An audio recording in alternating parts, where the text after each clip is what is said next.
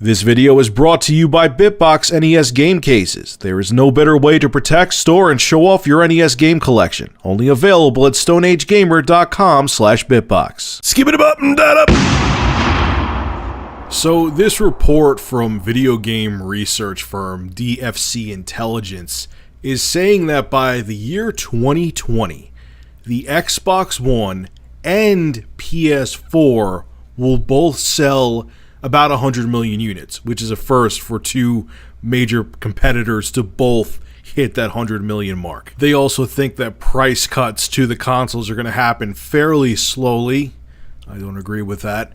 You should expect more bundles, they say, than price cuts for the Xbox One and PS4. They're also saying that 100 million sold number for the Xbox One and PS4 is a conservative number.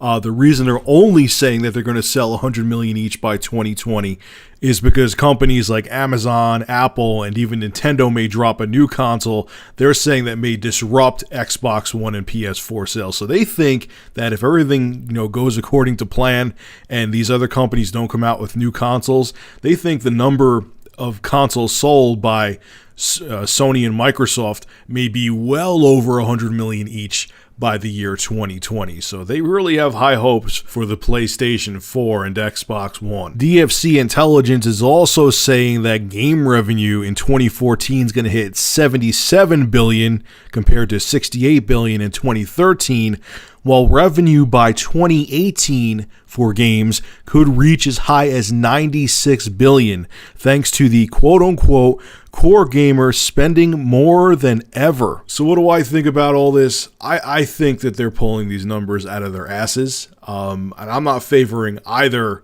Microsoft or Sony with this one. I think those are bold numbers, and the industry right now is way too volatile to make such bold predictions and have such a rosy picture painted.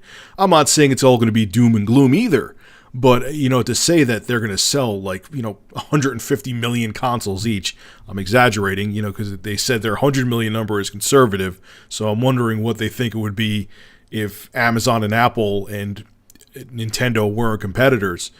There's just way too much, but the bottom line is just way too much going on right now with, like I've talked about before, cloud gaming and how the industry is just in this awkward state of no one knows where it's going to go. And it's not just me saying this. And it'll be interesting. Maybe they'll be right. Maybe I'll be totally wrong in the whole cloud gaming thing, and you won't just have this one portable device that ends up being, your computer, your gaming console, where you watch TV from and all that. Maybe we'll still have another generation of gaming consoles, but everything is just way too up in the air right now. There's a lot of people, including me, including Tim Sweeney from Epic Games, who are questioning if there will be another console generation at all.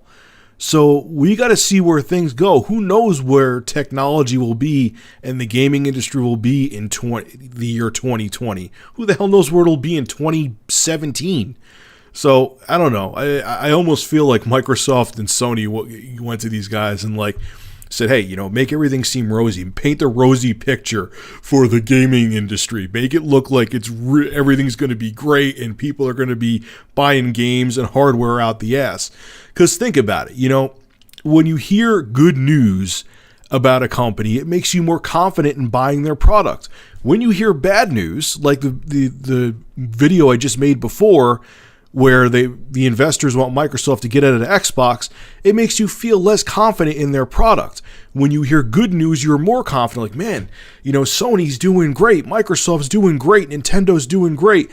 I feel confident dropping $300, $400, $500 on their product because I know it'll be around for a while. So to have these analysts and marketing firms, come out and say, hey, the consoles are going to kill it in a few years, it makes, to the consumer anyway, it makes everything seem good and it makes them feel much more comfortable dropping a lot of money on a next-gen system. It's all a mind game, man. You feed people what they want to hear. The mainstream media does it all the time. If people feel a certain way about something, they'll be more confident in it. It's just how it goes. We're emotional creatures, and we do make purchases based on our emotions. That's just how we are by design. Anyway, that's just speculation and me just making up a theory. So what do you think? Do you think by the year 2020, both the Xbox One and PS4 will sell 100 million units each? Or do you think that's a bold prediction that no one can make yet? That's how I feel. Alright folks, make sure to rate, comment, favorite, and subscribe. And as always, thank you for supporting Review Tech USA. Have a good one.